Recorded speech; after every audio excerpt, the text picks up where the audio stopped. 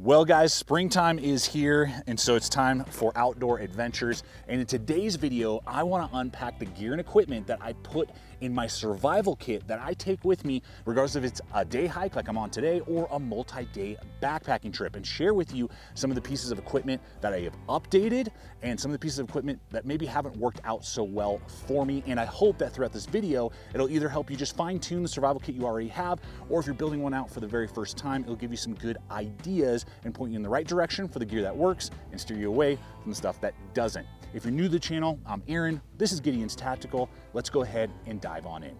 I just love doing these type of videos with you guys. It really helps me fine-tune my systems. I just love helping you guys discover potentially new pieces of gear. And throughout the video, I will have chapters in the timeline below. So if you're familiar with a particular gear item, you can skip ahead and discover new pieces of kit. And make sure to stick around, because a little bit later, I am going to be doing a flash giveaway on a piece of gear I take with me when I go out on my trek. So stay tuned for that. And we'll go ahead and kick things off by talking about Illumination, and we'll come back to the pouch itself a little bit later, because I've actually come back and migrated back to this pouch versus using another one I used for a few years, and I'll explain why a little bit later on. But we're going to talk about hands-free illumination. I believe that is vital to any piece of survival kit. Because you can climb, you can use your hands to build a fire, you can do medical work and have that illumination right at hand, and you're not trying to like put it in your mouth and drool over your light or try to aim it, and it just becomes a huge nightmare. So headlamps are essential to me. I've been using a version of this Petzl system for about 3 years now. I've updated this one about 1.5 years ago. Now check this out. It came with this lightweight, very lightweight mesh bag, and you hit the light inside there, you can put your headlamp in there, and it turns it into a diffused lantern. So you can just kind of hang it on a tree branch over your campsite, or what I've tended to do is hang this on one of the little roof attachments to my tent, and then I have diffused light in there at night, and it weighs next to nothing. I mean, it's like a 1/4 ounce. And it also holds my entire illumination system, which is actually, let's say 3-fold, including AAA batteries, a backup light that I left on, there we go, and the main headlamp. So let's talk about the main headlamp here first. This is the Petzl Acticore series. There are many in this series. The reason I love this light is because you flip it over and it runs on an integrated, removable battery bank. You use a micro USB. I wish it was USB-C. Hopefully one day they'll migrate to that. This battery bank came with this light. Certain versions do not, but they have a huge series of lights all the way down to like $13 I paid for this one, 250 lumens for this little guy. No battery bank, but you can put this battery bank in there, and it will run either on this, which will last me 3 to 4 nights, no problem. And I still have battery life left over when I do backpacking trips. But if this ever dies on me, loses charge, and I don't have a way to recharge it in the field, then I can put in 3 AAA batteries, keep rocking and rolling. So I love that. Great gasket, really well done. So this system I think is awesome. This particular version was, I think, one of the more expensive ones, around like 70, but again, you saw some are super inexpensive. Now, in tandem with that, now a Petzl light has never died on me, but prior to that, I was on a backpacking trip and I had a different type of headlamp die on me. And for like 2 days, I was out and I just had a little tiny backup, like 10 lumen flashlight, and that's all I had for the remainder of the trip, and it sucked. So I've been looking for a system that would integrate in with AAA batteries, because I'm gonna bring in a set anyway for this. Well, that's where the Rovivon E series, this is the E7, there are several in this series, come in. Very lightweight polymer, has a lanyard attachment on the back, comes with a clip that is removable, but you can put this on the bill of your hat so you have a headlamp if you need to, which is great. It is USB-C rechargeable. Here's the cool part. You have 2 different lighting options. You have a light in the body that you either have a white light that's either low or high. Check out how cool that is, right? So it's kind of diffused, great. And then if you hold that down, I think if you hold it down, let's see. We'll tap, there you go, double tap, sorry. You get a red light, and you can go high-low on that guy as well. And I believe, let's see. Yeah, you can do different strobes. I think it even has SOS. Oh, no, it just has like normal blink. Yeah, so it has 2 different setting options as well there. So that's in that setting. Then you have over here, you hit this thing, and you have all the way up to, I think, 700 lumens on this guy running off the battery bank. But if it dies, you can kick the head, do that, throw in one AAA battery, boom, clip on. It'll actually indicate to you that now we're using the AAA, and you can go and run it like that. I always have to remember how there's so many flashlights out there, so many different like settings. You gotta like double tap to then get through your different settings. So there you go. So that is a backup light that weighs like next to nothing. I think it's like 2 ounces for that light. And now I have hands-free illumination 2 ways. So if this ever were to crap out, or just somebody else in the party, if I'm going with a few people, their headlamp dies on them, I can throw this to them, run on the batteries we're currently using, and they can still use, and have decent illumination for the remainder of the trip. So that is my illumination system. Now, throughout the video, I will have links in the description box below to the affiliate networks I regularly partner with. So if there is an item that you really enjoy, you're like, oh, I want to throw that in my kit and start testing it out and using it, those will all be included in the video description box below. So next up, we have a controversial subject, which is multi-tools. And you might be curious about like the weight of this pouch when it's fully decked out, like how I have it loaded out. This weighs 2 pounds, 7 ounces. How I have it laid out. Now you can obviously streamline and even cut back a little bit depending on the items that you're seeing in this video, including like, do you want a plier-based multi-tool or maybe a not plier-based multi-tool? I'm gonna highlight and discuss that here in just a moment. And as we're unpacking different pieces of gear in this kit, I do want to invite you guys to hit that like button. That really does help us go up in the rankings and get recommended to fellow outdoorsmen and survivalists who are interested in similar type of content. And I do want to invite you to subscribe if you're not yet a subscriber. Make sure you're to hit the bell icon so that you can be notified every week when I put up new videos just like this. And it is truly you, the viewers, in partnership with our regular sponsors that help me get out here into the great outdoors and test out gear and equipment and give you my feedback so you can make that wise choice on whether or not it's suited for your systems. And I want to give a quick shout out to today's sponsor, which is Hardside Hydration. And I've partnered up with them to give you guys a chance to win a completely hands-free hydration system, including the original wide mouth swig rig, a high-vis Hardside Hydration branded 48-ounce Nalgene, full-size insulation sleeve that is reversible as well. And I gotta tell you, I really dig these 2 camo patterns they decided to go with. As well as a Richardson Flex Fit hat to help keep that sun off your face as you're trekking this summer. And it's really easy to get yourself entered in a win. All you have to do is go into the video description box. There will be a title that says Hardside Hydration Giveaway and then a link over to Google Forms. Fill out the few questions that the form asks for, read the terms and conditions, agree, and submit, and you're entered in to win. And as a quick disclaimer, Google and YouTube have nothing to do with this giveaway. And for those of you who aren't familiar with the Hardside Hydration system, it's my favorite way to keep myself hydrated on trail, because it gives me that hands-free hose, but it connects to my favorite rigid water bottle, regardless if it's my favorite wide mouth Nalgene or even wide mouth Yeti. And it's way easier to not only maintain, clean, but visualize how much water I have left when I'm trekking through the woods. And for those of you who want to cut down on weight even more, there is the ultralight version that will attach to any 28mm mouthed water bottle like a smart bottle, which slims down the package even more. And so guys, I'll also have the link over to the Hardside Hydration website in the description box below this video, as well as my exclusive 10% off promo code that you can apply towards your purchase. So I invite you to hop on over and check out all the different hydration features that they have to offer. So let's get to this concept of multi-tools. And I struggle, I go back and forth. Currently, I am using the Leatherman Surge. Some people will say that a plier-based multi-tool is too heavy, you don't really need it in the outdoors. If that is the case, or if you're just on a really tight budget, but you're like, I do want something, this thing is bananas. This is gonna be way lighter weight. This is a rock tool multi-tool, and I love it for a few reasons. It has a pocket clip. You open it up, it has a locking blade. It's a total knockoff of like a Leatherman blade. Let's just see here. There you go. You can just see how similar that design is. Has a very similar locking mechanism, so it is locking. That's what I like over, say, like a Swiss Army tool.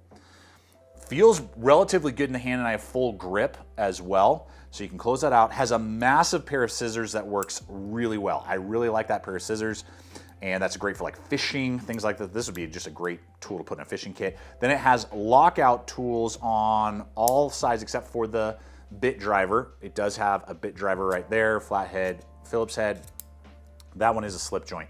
But all the other tools over here are locking. They're gonna have that spine lock. You have a giant awl, a flathead pry tool, you have a mini screwdriver and a can opener, wire stripper, bottle lifter, all of that stuff all integrated in. I paid $17 for this. They go between $20 and $17 for this tool. I'm really impressed for how lightweight it is, slim, that would cut down significantly. If you don't feel like you need a set of pliers, that is an awesome option. Now for me, I feel like I do. I've used non-plier based tools, and there's usually a scenario on every trip where I'm like, dang it, I wish I had a pair of tools. It's not like I'm gonna die in just like survival level, but the Surge I found it's really heavy, it's bulky, you could obviously do a wave, whatever, but I really like the saw, the wood saw that is integrated with the file in the body so that you can swap it out. It makes it a lot easier to resharpen if you had to do resharpening. Has a massive pair of scissors on the exterior as well. I've used like the rebar in the past. I love that tool. It's much lighter, slimmer, and a little bit more ergonomic, but it lacks a pair of scissors. So I've just found that I'm gravitating. I get it now, guys. I get it, and I understand why scissors make a lot of sense.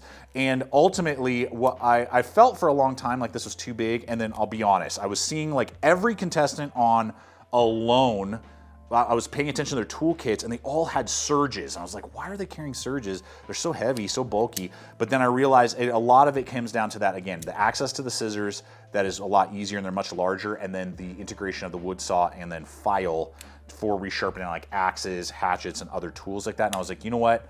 Even though it weighs a little bit more, it is probably the most capable, or one of the most capable tools Leatherman has made, and one of the most capable multi-tools on the market. So it's gonna cost you though, you know, those are like, I can't remember, $150 off the top of my head. And it is gonna weigh down this pouch, so you can obviously augment that with different tools if you wish. But so far this year, that is what I am carrying for multi-tools. Let's go ahead and now look at some just quick navigation and like alerting people to you. Always good to have a compass, even if you have like GPS, things like that. This one is a Brunton compass, had it for a few years, works great. It's always good to double check, make sure you know that it's pointing in the right direction. A couple times a year I do that, you know, and synchronize it up. Then you gotta have an emergency whistle, you know, the SOL, that one's really good. And then I always have a mirror that has a little eye hole so you can, you know, reflect. This one is a UST, so I think that's like a Walmart brand, but I've had it for a few years. And I always put like Scotch tape over my mirrors so they don't get scratched, so that if I ever have to use it, I can then just peel it off real quick, and then I have a really clean surface and they don't get damaged and make it less useful. So those are compact, lightweight, but give me what I need for navigation if necessary.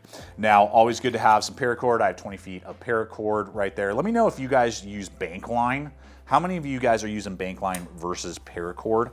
So many, like 100 different uses for that thing. Now let's talk fire. Having the ability and the skills to start a fire in just about any scenario, I believe is just, I mean, again, it's just like 101 on building a survival kit, but then also being prepared, because it's not just about the gear and equipment.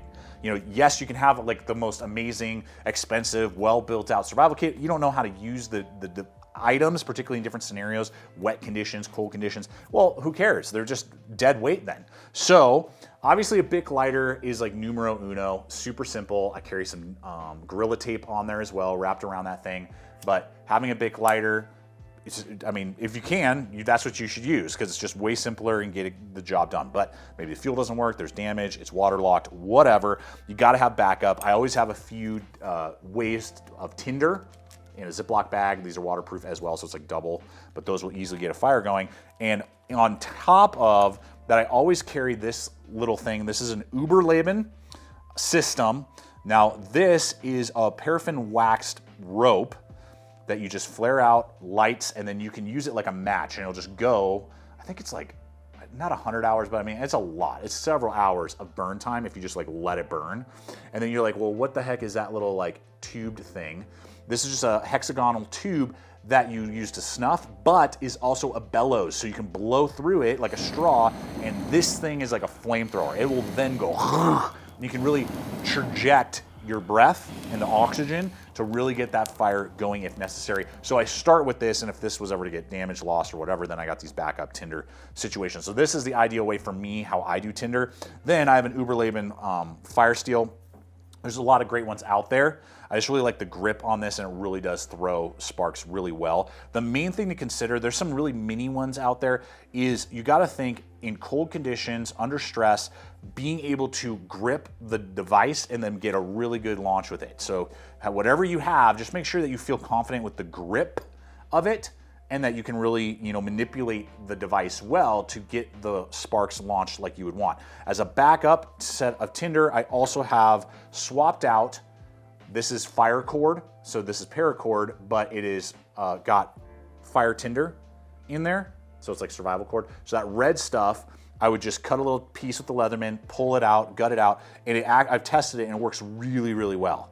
And really will burn exceptionally well. So that's like my backup, worst case scenario. These things are all damaged, nothing's working, something's lost, whatever. I got at least a triple backup to use and a little bit of extra cordage to boot. So one of the best survival devices everyone has with them is their cell phone. If you can get cell phone coverage, bam, you can send out emergency text, you can do whatever.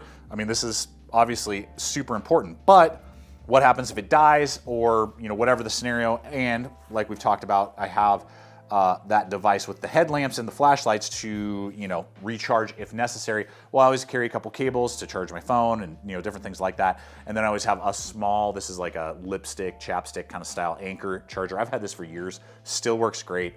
Plug in, ready to rock and roll. It's like 3,200 milliamps. So it's not a lot. I can get about one charge on my phone, maybe get it up to like 80% with this. Or I could like recharge that battery bank in my headlamp like twice. And then I always put like a Ranger band around that. Ranger bands are just like heavy duty rubber bands. Very easy way to just give you a couple little extra lashing points. Then, even though the Leatherman can do this, I always take with me a work sharpener of some kind. This one is a lightweight version that goes in my survival kit. The full-size version of the field sharpener, I usually have like in my bag. If I know I'm gonna go do a day of bushcrafting, then I'll take this. But if I'm not really planning on that, this is just a hike, we're doing stuff, this will still do quite a bit. With ceramic rod, good diamond stone, can easily tune up, whatever fixed blade or hatchet I might have with me. It just won't be able to fine tune it as well as that other kit. This thing was about 15 bucks and lightweight and inexpensive. So that's what I use for resharpening. Always got to have a bandana, and it's always good to have high vis. In a survival situation, you want to be, like seen. That is the concept and how I'm building this out. This is an evasion kit. This is a survival, find me as soon as possible kit. So a high vis bandana, hundreds of uses for that, absolutely. And then you got to have Pocket Farkle. Dun, dun, dun. Now, why would I have this little game of Pocket Farkle? It goes in a little 8mm like film. Yes, kids, there was a day where you didn't have a digital phone and you actually had to think about what you were taking a photo of, and not 100 freaking photos of your cat. So, or just your face in different places. So this little dice game is great. We play it all the time when we go hiking, backpacking, and so I just have it in the kit because there have been a few times where I'm like, where's that thing? And I forgot where it was. But for a survival situation, say you're alone, and you're waiting for help, and having a good mentality and kind of distracting yourself from the dangers of the scenario. Once you've got camp set up, once you've got things figured out, you got shelter for the night, you got a fire going, you got to keep your mind busy so that you're not obsessing about like, what if I don't get found? What am I going to do? And you start freaking out. This is a simple game you can play by yourself, and it's just getting to like 10,000 with the dice, and you can play against yourself or with as many people as you want. And this is a good mental distraction kit. That is what I'm calling it. A mental distraction kit goes in there as well. Keep on cruising here. Then I got a high vis again, emergency blanket, keep yourself nice and toasty, and also repels the snow, rain, whatever would happen. Then I have, on top of that Gorilla tape, I have some actual like gear aid tape. This is for like packs, jackets. This works really well. It's designed to like adhere to those things. So I always have a couple like 2 patches worth of that. And then some sort of inexpensive rain poncho that again is high vis. You get the theme, high vis, high vis, high vis, everything. High vis, not camoed, not tactical, out. You want to build an invasion kit, then just change up all the colors on these schemes to like camo and low tone colors. And then I always have a few water purification tablets in case you forgot your water purification system or it jams up on you, water locks, whatever. Crazier things have happened. So just having a few tablets of those. Always double check. I had these in here recently, this set, but they have now expired, so I don't want to trust those anymore. Boom. So there is that, and I got myself a new system right there. Now, I have a few more things in here, but let's talk about the pouch here really quick. This is a 6x9 Hazard 4 I think they call it like the broadside. They call this version the broadside. They've been carrying it for a long time.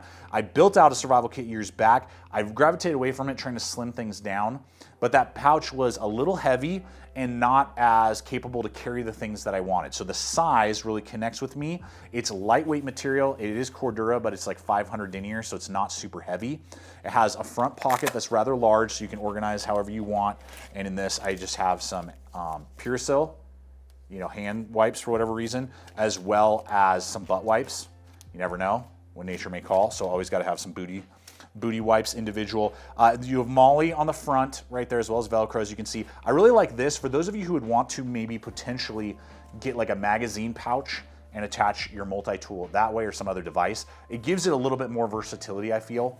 Now I run a set of Night Eyes gear ties through there, so it kind of works, if you're not familiar with these, like industrial strength, what's it called, like twist ties. These are fantastic. I have like dozens of them all over the place. Love those things. And so I usually just run that in there, but it has some Molly right there. Obviously opens up. There's no organization inside, but it does have like a reinforced bottom, and it has Molly on the back. You can see there, Cordura fabric. So if I want to, normally it rides inside my pack, but if I have a particular pack that is Molly compatible, I can attach this to the exterior, give myself more space on the inside. I can run it on a hip belt of a more heavy duty belt, that's Molly compatible, or just literally get to camp, take, like when I'm backpacking, take this out, run this on my belt, like that I'm on my pants, and I can go explore a little bit. I can go like 2 miles up and just carry my water bottle in my hand if I want to, or something like that. And I have everything that I need, and I don't have to have some sort of other dedicated pouch and like all this other stuff. So that is why I have this Hazard 4, but I'd love to know what type of pouch, or you can build this out with a Ziploc baggie if you want to. So guys, that is my system. Now I know some of you may be like, well, what about the medical kit? Stay tuned, medical kit system is separate. I tried to build one out a long time ago with med supplies in there. I just didn't like it, and it just became this huge, massive thing. So I like having it separated, and it just makes it a little easier to identify. Video coming soon on this, and just an update on this kit. But that is my survival system currently for 2024 going into the hiking season, so that hopefully I will be as prepared as Yukon Cornelius for whatever situations, and he is strapped today, by the way, may occur. But leave comments again below. I look forward to hearing your guys' thoughts on all of this gear and equipment. I always appreciate your guys' ideas because it helps me fine tune my systems. And I appreciate you hanging with me today. Check out the other video popping up. Subscribe if you haven't yet. And until next time, always remember to stay equipped, stay prepared, and I'll see you out there.